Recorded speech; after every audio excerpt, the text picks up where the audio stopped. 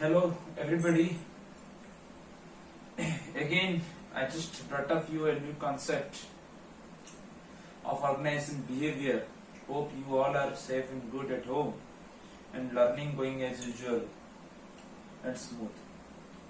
So dear students, we have been discussing very interesting concepts at the present time. As you know, last two class, I have started the concept of learning and organizational learning and its characteristics I discussed. As far as organizational learning is said, learning is nothing but, as I told, as we discussed earlier, that learning is nothing but the procedure of imparting, acquiring knowledge, skill in order to change in the behavior of a individual. There is no learning possible unless until there is no if there is no learning is possible if there is no behavioral change has been identified. So I just told you what learning is all about. Learning is nothing but the process of copying, imitating, adopting, observing and rationalizing it in our day-to-day life in order to achieve certain goal. I don't want to go detail about the concept, meaning, characteristics of learning. We are here on the theories of learning.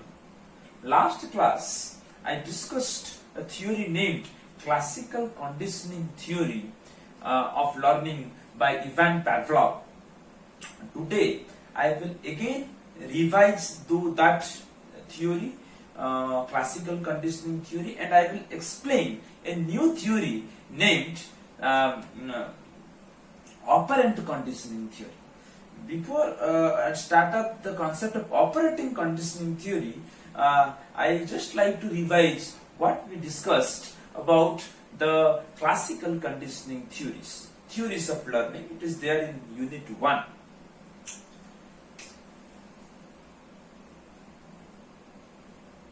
Classical conditioning theory of learning. What classical conditioning theory of learning speaks? Classical conditioning theory of learning is one of the popular, renowned concepts that have been widely accepted by different psychologists and behavioralists all over the world. So student, what before going to the entering into the concept of classical conditioning theory, let me tell you what the theory speaks and who propounded this particular theory. This particular theory was propounded by the popular clinical psychologist, Russian clinical psychologist, Mr. Ivan Pavlov. Ivan Pavlov is a man who made an experiment how any creature learns from different events and how behavioral changes with the change of the event or a situation. I just like to make you one thing very clear that Mr. Pavlov earned the Nobel Prize for this particular theory of operating condition in later stage. So Mr. Ivan Pavlov simply made an experiment with 3 different stimuli, and they are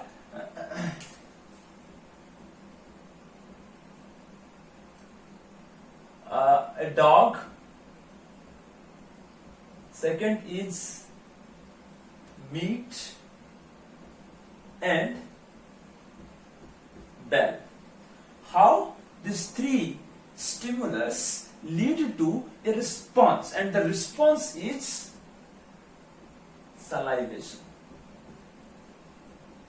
So Ivan Pavlov is trying to make one thing clear, that how a dog salivates, in what condition a dog salivates in a very interesting experimentation Mr. Pavlov made with a dog.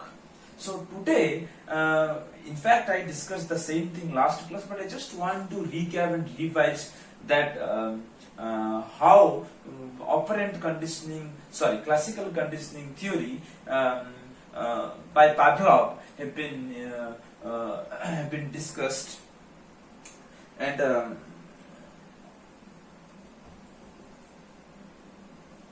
proved in different conditions, how it is implicated in different conditions. So Mr. Ivan Pavlov simply made this experimentation. Just try to understand this. First, Mr. Pavlov offered a meat. Mr. Pavlov offered a meat to the dog. Meat to the dog, which leads to salivation.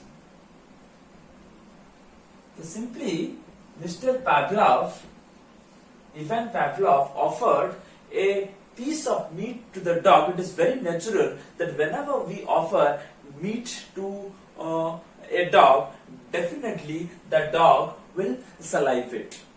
It is very genuine. हमारे मुंह में भी पानी आ जाएगा. If we are hungry, कभी भी अगर हम कोई खाने का चीज हमारे सामने रख दिया जाए, it is very automatic. Automatically we salivate. Likewise, the meat offering a meat to a dog leads to salivation. So you can say Mr. Pavlov spoke this. It is an unconditional stimuli. Unconditional stimuli. What is unconditional stimuli? And salivation is the response. Meat is the stimuli, I told, and response will be the salivation. Then you can say the salivation would be unconditional response. Unconditional response. What Mr. Ivan Pavlov spoke, that a meat is an unconditional stimuli which leads to salivation, would be told as unconditional response. This is something what Mr. Pavlov told before conditioning. Before conditioning. If in the same stage, if Mr. Pavlov or anybody like to offer a bell to the dog, bell to the same dog, then definitely bell is not a food of a dog, so you cannot expect any kind of response from the dog. So you can say bell does not lead to any salivation. You can say no response. So you can say, so bell leads to no response. As we know, bell does not carry any sort of response to the dog. So he termed the bell as conditional stimuli. Conditional stimuli. This conditional stimuli leads to no response. Initially, meat was unconditional stimuli, salivation is the result, so salivation would be the unconditional response. But bell is a conditional stimuli which leads to no response. So, Mr. Pavlov spoke this portion as the before conditioning approach. Secondly, during conditioning. During conditioning, Mr. Pavlov made the same, both unconditional stimuli and conditional stimuli, meat and bell. Unconditional stimuli meat, conditional stimuli bell. So, Mr. Pavlov just simply tried to offer meat and bell at a time to the dog. You can say meat and bell. Meat is the unconditional stimuli, unconditional U stands for unconditional stimuli. Bell is the conditional stimuli. Bell is the conditional stimuli. Here unconditional stimuli meet and conditional stimuli bell both would be offered to the dog, which definitely leads to salivation, and the salivation will be unconditional response. Unconditional response. Unconditional response. You can say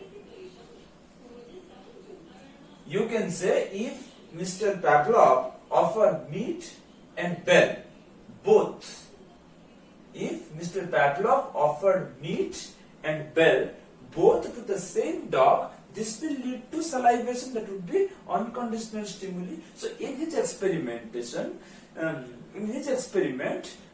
Pavlov offered meat and bell again and again. This exercise he practiced with the same dog for multiple times. First, second, third, fourth, fifth, sixth, multiple times.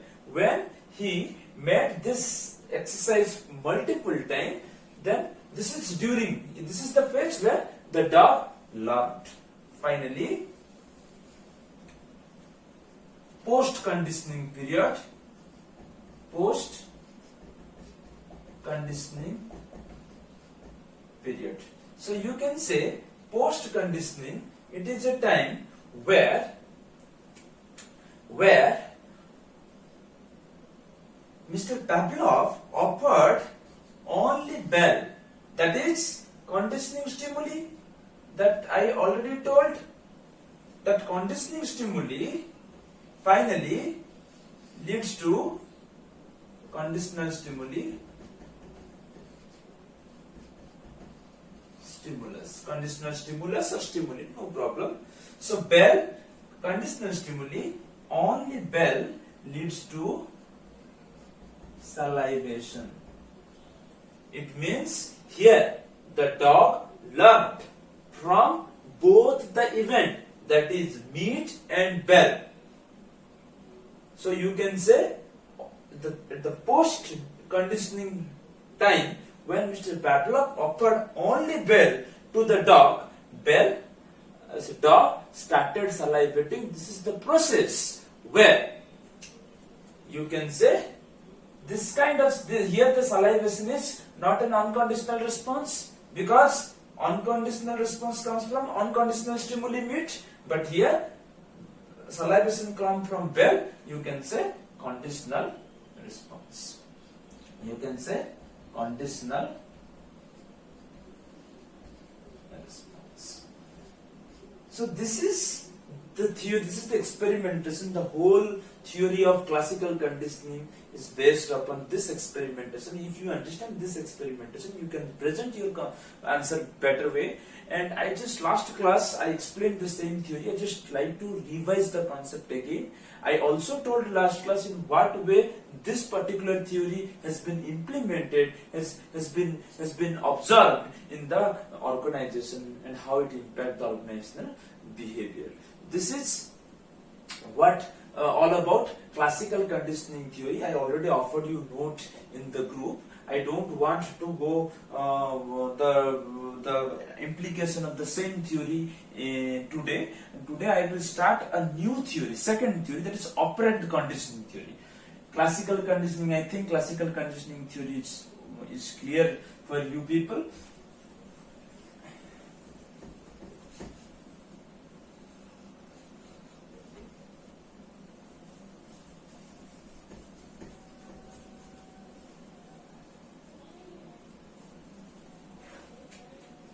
So, next theory is operant conditioning theory. Operant conditioning theory. What is operant conditioning theory really speaks? Operant conditioning, before entering into this particular concept, let me tell you who propounded this particular theory. Mr. B.F. Skinner, American psychologist, He is not only a psychologist but also a behavioral scientist, philosopher, who was the professor, renowned professor in Harvard University, United States of America. He explained very interesting concept of learning, and it is widely applicable, widely used and experienced by different organizations, as well as we can experience this particular concept in our day-to-day action too. Before entering into the same theory, operant conditioning theory, let me give you a very interesting, you can say, instance that definitely everybody somehow, somewhere experienced this, the same thing. For example, our parents, whenever we are at school or whenever we pursue our education, +2 or present time also, usually our parents speaks that if you will perform better, अगर तुम अच्छा इस साल अगर 90% लाओगे, then I will offer you a featured mobile phone. I will offer you a bike. I will give to you something you cannot predict. इस तरह का बात हमारे parents हमें बताते रहते हैं. So for that, for the sake of the prize, what we do, we very seriously concentrate on our studies, and in order to get that reward from our parents. So this particular theory is based on the same thing, why we learn, why an individual behavior changes, occurrence of the response due to certain consequence. What operant conditioning theory speaks by B.F. Skinner.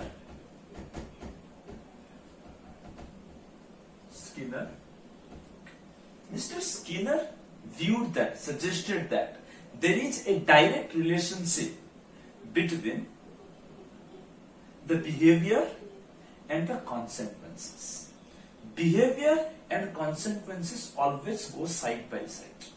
According to Professor Skinner speaks that individual emits response whenever he will be offered any reward. That individual will not emit the required or desired behavior if he will not be offered the reward or punishment.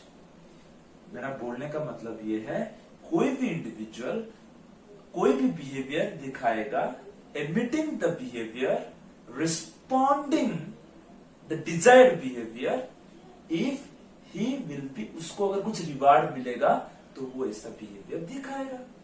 If the same individual will not be offered any reward or he will punish, अगर उसको हम reward नहीं देंगे, उसको अगर punishment देंगे, then he will not show up the desired behavior.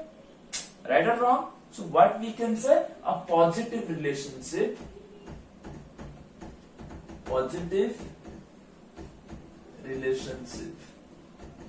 between what? Between the response and the consequences.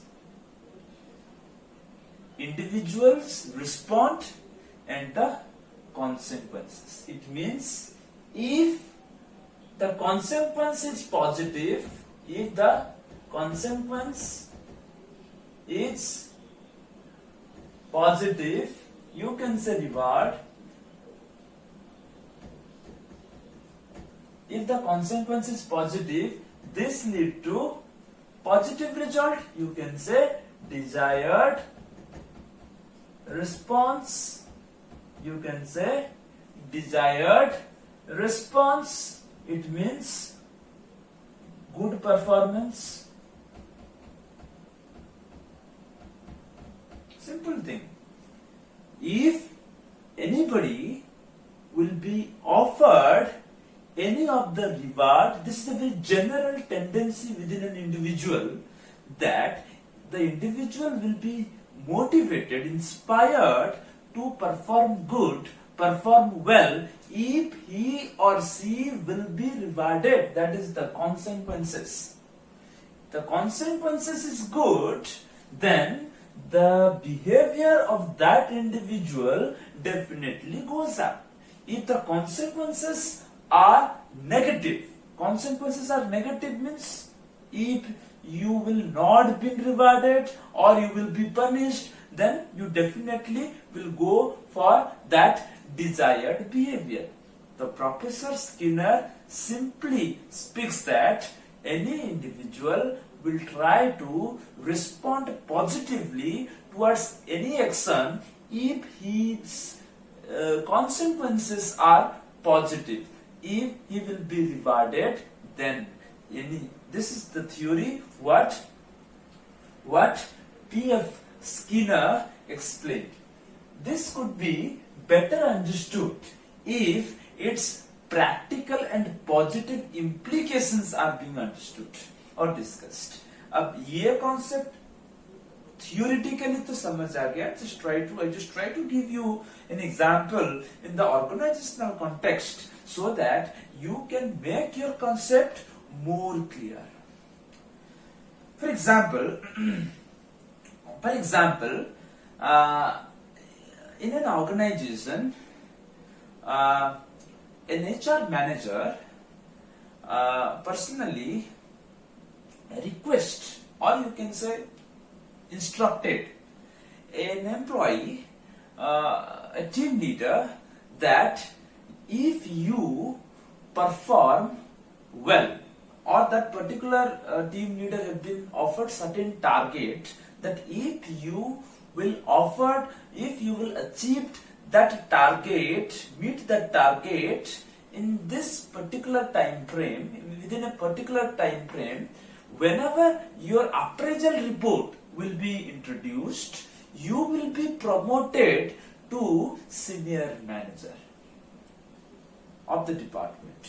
Again, I am telling you, one HR manager, HR department instructed to a team leader that if you will perform the target, if your target is achieved within the given time frame, then you will be promoted to the senior level, managerial level. You will be acted as a senior manager of the department. Then what he will do? He definitely try to achieve that particular goal within the given target or before, prior to the target time frame. वो क्या करेगा? वो जिस time में उसको दिया गया है वो काम उसको खत्म करेगा उस टाइम के अंदर, या उससे पहले वो करना चाहेगा. I think you understand well. यहाँ पे मैं क्या बोलूं? मैं बोल सकता हूं वही चीज. Here the consequence and the desired response. Consequence is promotion. Consequence is promotion of that team leader. Desired response. Desired response is timely achievement of target. Timely achievement of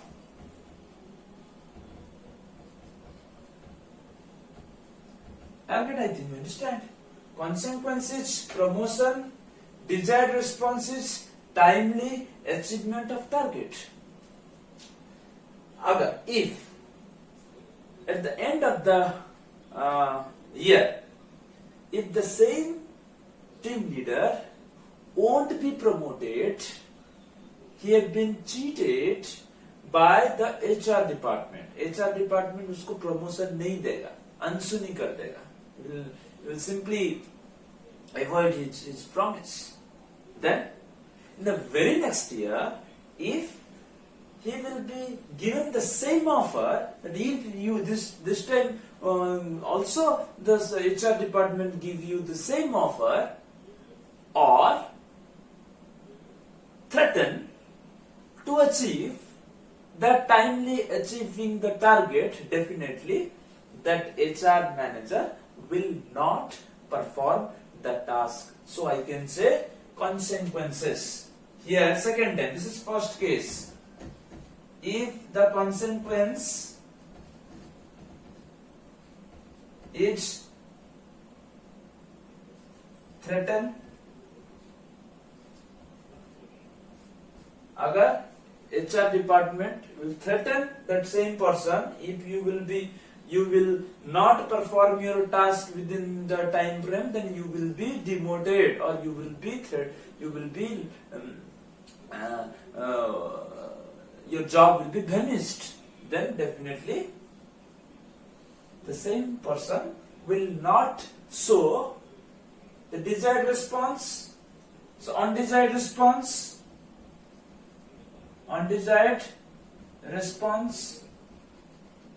if undesired response is, तो वहां पे timely achievement of target था, यहाँ पे bad performance,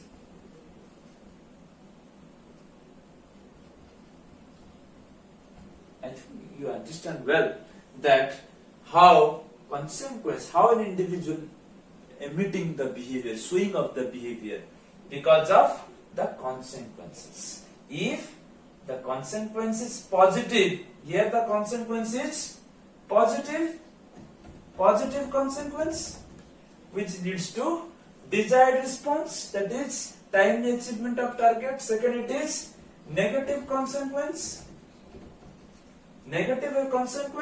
threatening, which leads to undesired response or bad performance. The positive consequence leads to positive. This is the way how in organization it is many a time in organization it has been declared that anybody who is performing well, he definitely will be rewarded.